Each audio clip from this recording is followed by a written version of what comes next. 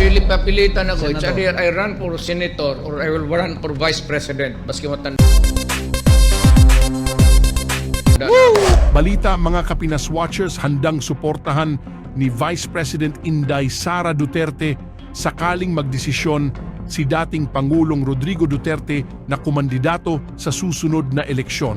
Sa panayam ng media kay VP Sara kanina, sinabi nito na buo ang kanilang suporta sa anuman ang desisyon ng kanilang ama sa politika, gaya na lamang rin ng pagsuporta na ibinibigay nito sa kanila. Sa isang interview kagabi kay dating Pangulong Duterte, sinabi nito na mapipilitan siyang tumakbo bilang vice-presidente o senador sakalin ma-impeach ang kanyang anak na si Vice President Inday Sara Duterte. Hindi naman maiwasan ng marami sa ating mga kababayan ang magbigay ng kanilang hinain at komento sa mundo ng social media at ayon pa sa kanila.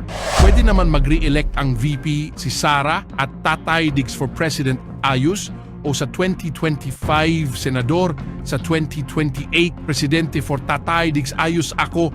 Dun takot ang mga addict pusher. Nung ira ni Tatay Diggs, walang tatamad-tamad na pulis at puspusan ng pagtugis sa mga NPA at criminal.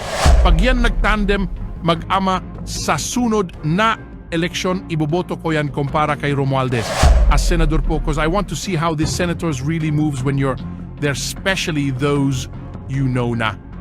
Sigurado stress lagi mga senador or kakabahan pag may mga debates na hahaha. Hindi pa catch handa si Sara Duterte para sa pagkapangulo. Si Roa Rodrigo Duterte yan talaga swak na swak sa panlasa at kilalang may panindigan sa mga pinangako si Sara. Wala pang nakikitang sinyalis na karapat dapat ba talaga siya.